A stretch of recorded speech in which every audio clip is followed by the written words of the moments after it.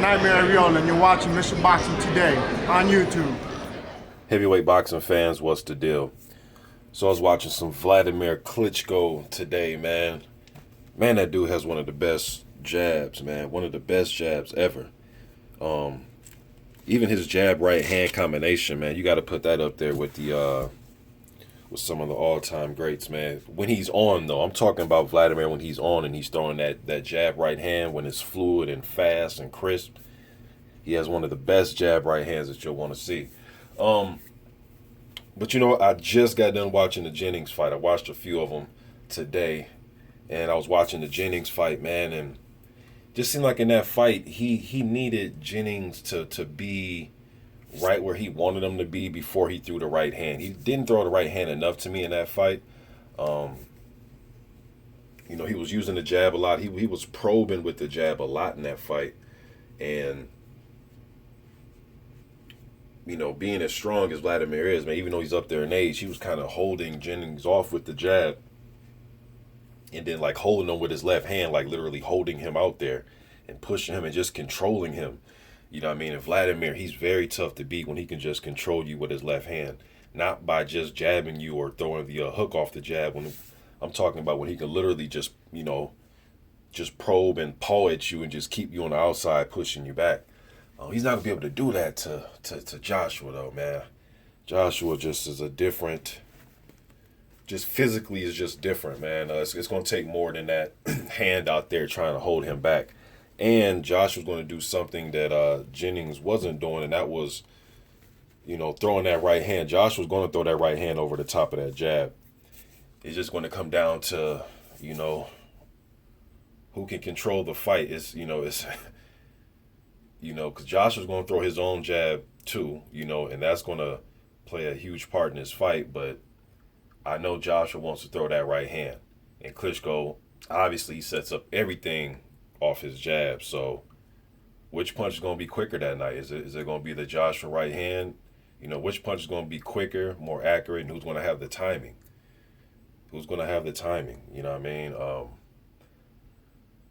Oh, man, the closer this fight gets, man, I just get more excited for this type of fight, man, because this is a changing, you know, this could be a passing of the torch. This is set up. This is set up for a passing of the torch type of moment. And it's also set up to, you know, it could be Klitschko showing the world that he's not done yet. You know what I mean? That he's not finished, that he has years left. But I don't know, man.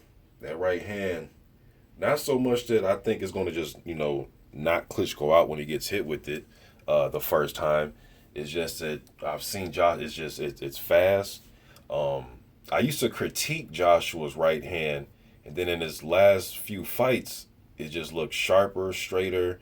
It gets there quick, and he brings it back quick. The timing on it, and then his left hand, and I'm not even talking about his jab, and the way he was throwing that left hook and that uppercut, you know what I mean? But Klitschko, man, he has a great jab, you know, but Klitschko likes to control the rhythm of the fight. And I think Joshua is going to make him fight at a whole different pace. You know what I mean? And Klitschko sometimes can get rattled by that just a little bit. And usually he's able to use his size. If Klitschko is ever a little bit rattled, and when I say rattled, just means he's not controlling the pace the way he wants to, he can always revert to controlling fights with his size. You're not going to be able to do that because this kid's just as big and strong as he is. At least that's what it looked like from the eye test. We'll see who's stronger than who when the fight starts. You know what I mean? Because I thought Klitschko was a way stronger than Tyson Fury.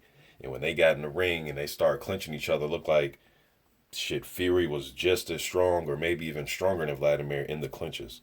You know, and Fury, you know, he fights a totally different style than Joshua. And I know Klitschko had trouble dealing with his movement.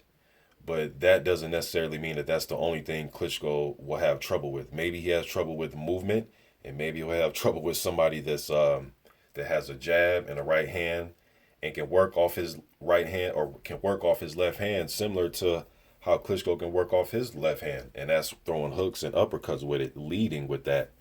So we'll see how Klitschko deals with that. Maybe that gives him trouble too. You know, Pulev was able to give him trouble with his jab early when they had that little fencing match back and forth, and then Klitschko started to lead with hooks and right hands, and just showed that he's a different level of fighter than Pulev. But Joshua can lead with some hooks and right hands. Now Klitschko's done it at a much longer period and against high level competition, the heavyweights during his reign, dominating pretty much everybody. But I don't know, man. It's gonna be a good fight, man. It's just some thoughts about the fight, just trying to create some discussion.